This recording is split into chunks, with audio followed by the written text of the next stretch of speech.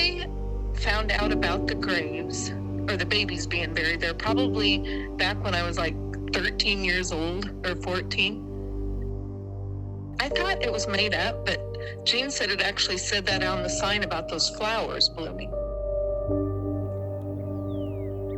And we found it, and when we turned on it, it was like an abandoned road, like completely overgrown, like almost looked like an eerie type lane.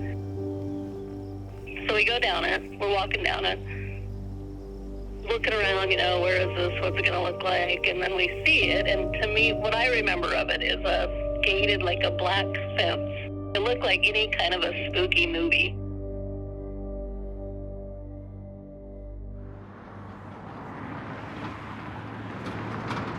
Nearly 10 miles northeast of small-town Ravenna, across from a rural cemetery and hidden within the overgrowth of an abandoned road, exists a gravesite said by locals to be the final resting place for a pair of infant twins.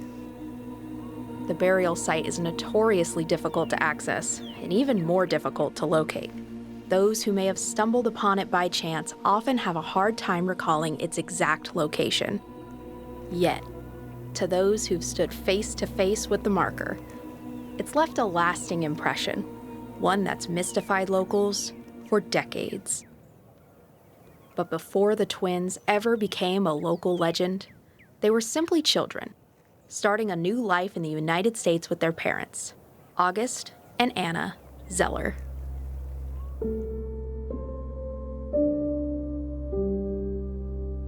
The twins were German immigrants, 19th century pioneers of the American West.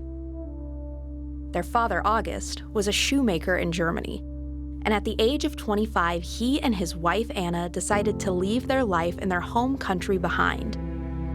In July of 1880, the family arrived in New York, where they would begin their 1,423-mile journey to Nebraska. They settled just north of what would later become Ravenna, in a small sod house where the family would continue to live well into the 20th century. August began his life in the United States as a farmer, and he and Anna continued to grow their family, raising 10 more children in the coming years. But the twins, their firstborn children, who bravely endured the long and treacherous journey to America, never lived to see the new life their family built. Although the cause of death and date of their passing have been lost to time, the children died shortly after the family arrived in Nebraska. Their mother buried them roughly 100 yards south of their home, marking the grave with a plot of irises.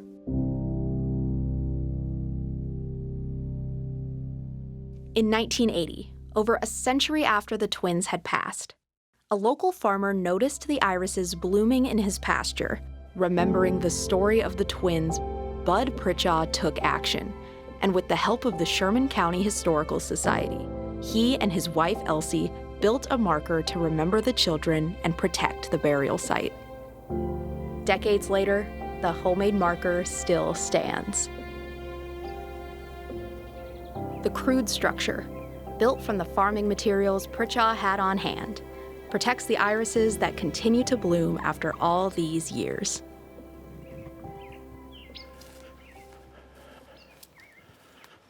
But to Kirk Zeller, a fifth-generation descendant of August and Anna, the burial is more than a humble sign and a bit of history.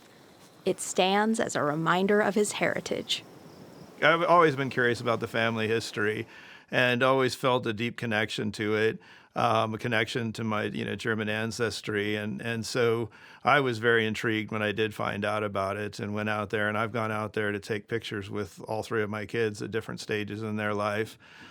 Because it's something that I think is really important to pass down. No matter where his career takes him, Kirk always finds himself returning to Ravenna, where he can reflect on his family's heritage and revisit the place where his story began. I remember coming here with my son, and he didn't say a word. I explained to him coming here in advance of what we were doing and where we were going after we'd visited the homestead, and he just walked right over here and sat down, crossed his legs, bowed his head, and just wanted a moment of silence, and sat here in front of this, thinking about the sacrifices they made. He told me later, and how grateful he was that he was able to be an American.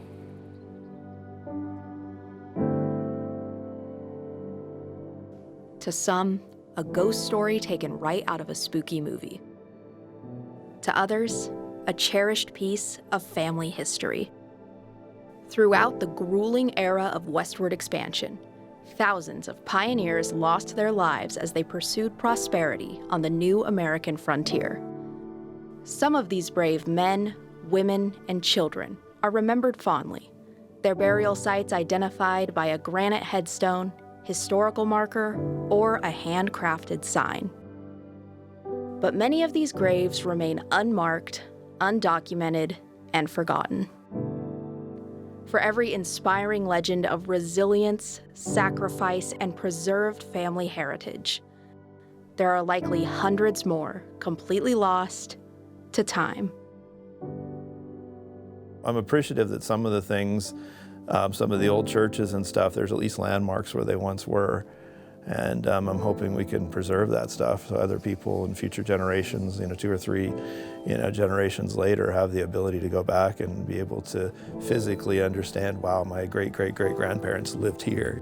I think it's important to feel that connection.